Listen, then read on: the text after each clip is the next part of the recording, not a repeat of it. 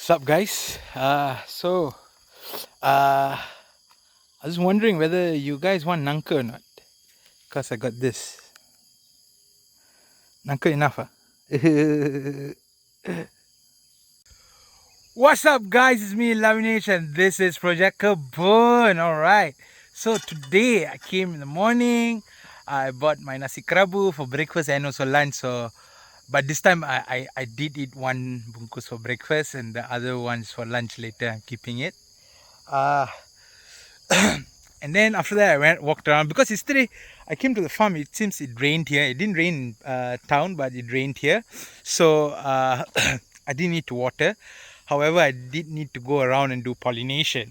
And then when I was doing pollination, okay, as I was coming down slowly from up there, coming down, and then like platform 9, 8, 9, 10, 11, yeah, it didn't have much, it didn't have any flowers at all lah.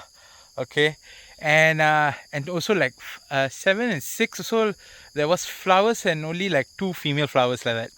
Everything else is all male flowers, so nothing lah. And then when I came down here at this junction here, I realized these trees at the back of me was fruiting, as you can see. Can you see? It's fruiting. And these 2 trees, this tree, okay, this tree and the tree at the back there are both nangka trees. Alright, this is star fruit. So nangka is jackfruit. So you got 2 jackfruit trees and a star fruit tree. So star fruit, the squirrels and all has been eating and all that, and then I noticed that it's becoming big, especially the jackfruit. So guess what, Macha? Can you guess what I did? I harvested it. Yes, so I harvested the jackfruit, guys. And and to be honest, okay, I did not know how to tell whether it's ready for harvesting, whether it's ripe or not. Alright, so of course, as usual, Macha went to the internet, googled it and searched how to know whether a jackfruit fruit is ripe or not. And then they said is a few things. One is that when you tap on it, it sounds hollow. When it's young and it's not really ripe, it's not ripe yet, it has a solid, when you knock on it, it has a solid noise. When it's ripened already, it has a hollow noise. I don't know whether you can hear or not.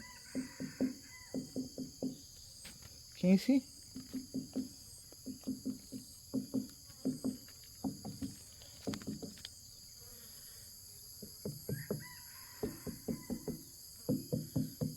Yeah.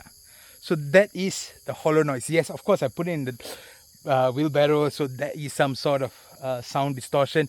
And plus beside, I'm right next to this big bush and the cricket sound is so loud. I don't know whether you can pick it up or not, but yeah, I hope that sound and all the other sounds all not disturbing from you to hear the noise that I'm hearing. Alright. And then also, besides the hollow noise, it says that it will be yellowish green. It won't be like a nice solid green. Alright. And it's true enough. But then there's a lot of green here lah. So it does look yellowish green lah. It does look yellowish green, okay? So yes, compared to, actually everything is also yellowish green. Okay, never mind, forget about that. So yeah, anyways, they said it's yellowish green, not solid green. That's what they said.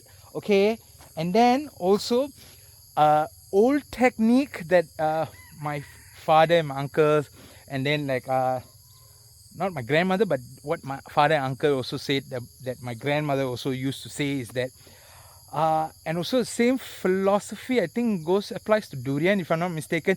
Correct me if I'm wrong. I'm just trying to recall from memory, and of course working the farm has shot up my memory a bit. Okay, no judgment here.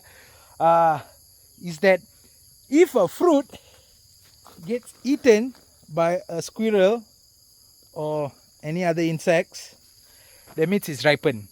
Okay, and usually the ripened fruit also has a scent to it. That's what they say lah.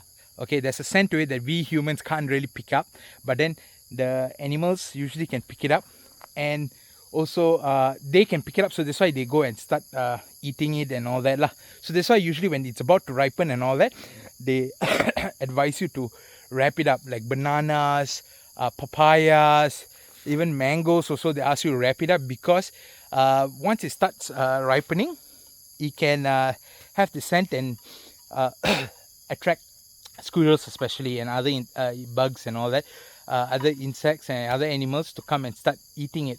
Okay, and birds also. So we don't want that to happen, so that's why they ask you to wrap it up. All right, and also it helps to ripen it quick or something, I'm not sure. Anyways, so yeah, so that's also another reason why I said that one is ripe. All right, and then why you think, then you're thinking like, bro, why suddenly you're harvesting the jackfruit? You're not even growing it at all, and just some random trees in the farm and all that. It's because of this. All right, okay, at first I didn't want to touch the jackfruit at all. However, if you can see this, can you see that? This is wasted. It had ripened, it fell down by itself, or it was eaten halfway and then it fell down, and then the bugs and the animals came and ate it. I don't know whether the monkeys or what lah, but yeah, so it's just wasted. And then here, all the thorn plants also, I think that's also another reason why the monkeys did not come and attack it. And also because of all these plants growing and dying and all that, that also caused some sort of soil fertility for the plant to grow lah. Yep. So that is how you harvest a jackfruit, guys.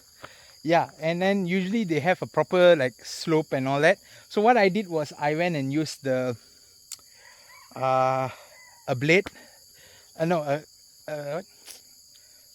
cutter.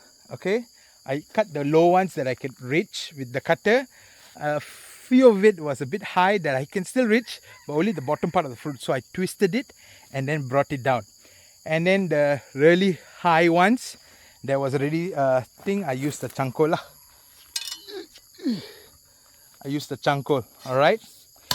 And yeah, so yeah. And also same technique that as you, when you harvest a pumpkin, is that you have to leave extras. Okay, you got to leave extra so that you can still continue to, you can stay fresh lah for longer period. And also I have to warn you that if you're doing this, wear gloves. Okay, because the amount of sap, and this is super sticky, like this fly here also, so it's stuck already. Can you see now the fly is stuck, can't fly out.